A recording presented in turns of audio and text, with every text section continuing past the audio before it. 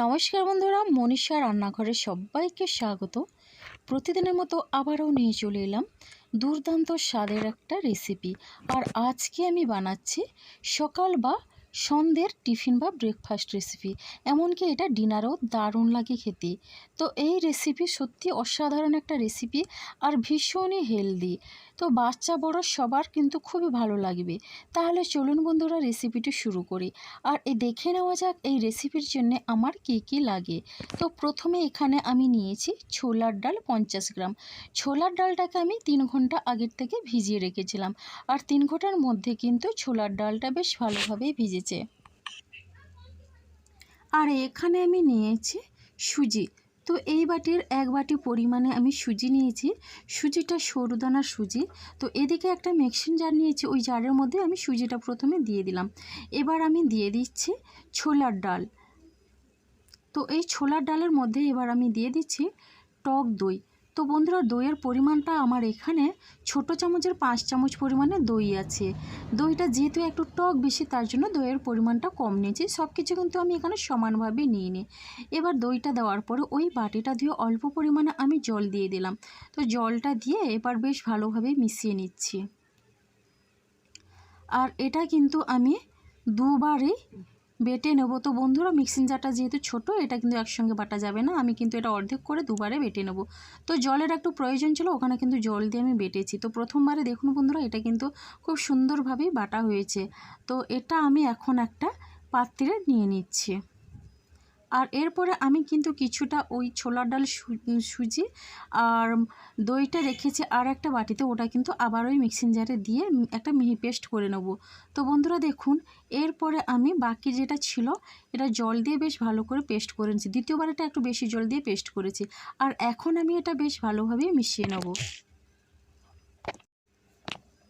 একেবারে অল্প তেল মশলায় কিন্তু এই টিফিনের রেসিপিটি হয়ে যায়। আর এটা কিন্তু ভীষণই সহজ একটা রেসিপি, যে কেউ একবার দেখে নেওয়ার পরে এটা বানিয়ে নিতে পারবে।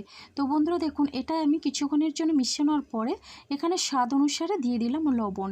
আর লবণটা দিয়েও একইভাবে আমি এটা মিশিয়ে নেব।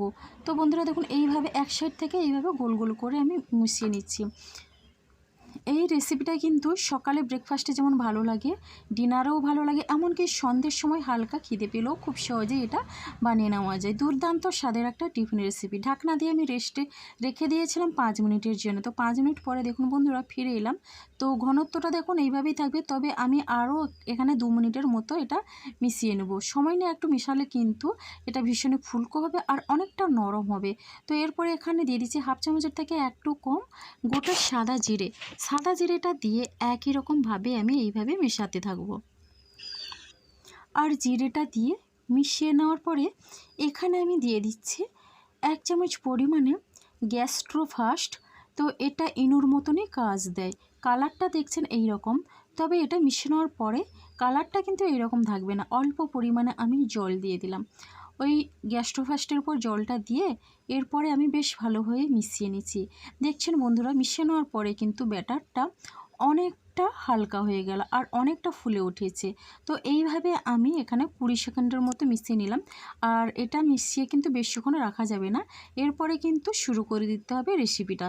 তো বন্ধুরা দেখুন, মিশিয়ে নেওয়ার পরে এখানে গ্যাসে একটা ফ্রাইং প্যান বসিয়ে দিয়েছি। আর এরপরে আমি এখানে ফ্রাইং প্যানটা বেশ ভালোভাবে গরম করে 2 ফোঁটার মতো সাদা তেল দিয়ে আমি বেশ ভালোভাবে ব্রাশ করে নিচ্ছি। তো বন্ধুরা দেখুন, এখন আমি এখানে 1 হাতা পরিমাণে ব্যাটার দিয়ে দিচ্ছি। তো ব্যাটারটা দিয়ে কিন্তু কোনো রকমে আমি ঝাঁকানি করব না। তো এরপরে আমি দিয়ে দিচ্ছি এখানে পেঁয়াজ কুচি আর দিয়ে দিচ্ছি গাজর কুচি। সব কিছু পরিমাণ কিন্তু খুবই অল্প পরিমাণে দিচ্ছি। তো গাজর কুচি দিয়ে আমি দিয়ে দিলাম এখানে কাঁচা লঙ্কা। দেখুন বন্ধুরা, কাঁচা লঙ্কা কুচি দিয়েছি। এরপরে দিয়ে দিচ্ছি এখানে ধনেপাতা কুচি। আর আমি এখানে বিলেতি ধনেপাতা কুচি নিয়েছি। দিয়ে দিচ্ছি অল্প পরিমাণে উপর থেকে লবণ। তো আমরা যেই লবণটা খেয়ে থাকি ওইটা, আপনারা চাইলে এখানে বিট লবণও দিতে পারেন। দিয়ে দিচ্ছি অল্প পরিমাণে চিলি ফ্লেক্স। আর এরপরে আমি দিয়ে দিব খুবই অল্প পরিমাণে চাট মশলা। তো বন্ধুরা, এরপরে আমি স্প্যাচুলা দিয়ে একটু ওপর থেকে এইভাবে চেপে দিচ্ছি। আর এখন উল্টে আমি এটা 2 সাইড ভেজে নেব। তো দেখুন বন্ধুরা, আমি উল্টে নিলাম। আর পেছনটা কিন্তু এভাবে লাল করে একটু ভেজে নেব। তো বন্ধুরা, এই রেসিপিটি কেমন লাগলো অবশ্যই আপনারা একটা কমেন্ট করবেন। ভিডিওটি শেষ পর্যন্ত দেখবেন, এটাই আমার অনুরোধ রইল।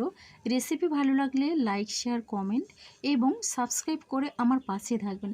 এখনও যারা আমার চ্যানেলটিকে সাবস্ক্রাইব করেননি, প্লিজ সাবস্ক্রাইব করে পাশে থাকা বেল আইকনটি প্রেস করে নোটিফিকেশন অল করে দেবেন। তাহলে কিন্তু সবার আগে আপনারা আমার নোটিফিকেশান পেয়ে যাবেন। একই রকমভাবে বেশ কয়েকটা আমি বানিয়ে নিচ্ছি এখানে।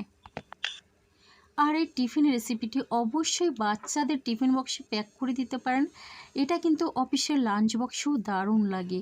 এটা বাচ্চারা পেলে কিন্তু ভীষণই তৃপ্তি করে খাবে। তো বন্ধুরা, অবশ্যই একবার হলেও এটা ট্রাই করবেন, দেখবেন বেশ ভালো লাগে আর খুব সহজেই কিন্তু এটা বানানো যাবে। তো মোটামুটি এইভাবে আমি কিন্তু সবগুলো তৈরি করে নেব। আর এই রকম স্বাস্থ্যকর রেসিপি দেখতে হলে অবশ্যই আমার চ্যানেলটি সাবস্ক্রাইব করে রাখুন। এই রকম অনেক স্বাস্থ্যকর রেসিপি আমার চ্যানেলে দেওয়া আছে। তো বন্ধুরা দেখুন, আমার কিন্তু মোটামুটি সবগুলো তৈরি হয়ে গেল পরিবেশনের জন্যে। এই রেসিপিটি যদি আপনাদের ভালো লেগে থাকে তাহলে অবশ্যই একটা মিষ্টি কমেন্ট করুন। তো আপনাদের একটা কমেন্ট কিন্তু আমাকে অনেকটা উৎসাহ দেয় নতুন নতুন রেসিপি দেওয়ার জন্য। মোটামুটি এখন আমি পরিবেশনের জন্য একটা স্টিলের প্লেটে নিয়ে নিচ্ছি। দেখুন বন্ধুরা, টিফিন রেসিপিটা কতটা সুন্দর হয়েছে, অসংখ্য ছিদ্রযুক্ত আর জালিদার আর অনেক অনেক নরম এটা কিন্তু। তো বন্ধুরা দেখুন, এইভাবে কিন্তু সবগুলো আমি একটা প্লেটে নিয়ে নিচ্ছি। আর এটা শুধু মুখেও অসাধারণ লাগে। আপনারা চাইলে যে কোনো সসের সঙ্গে বা চাটনির সঙ্গে এটা পরিবেশন করে নিতে পারেন।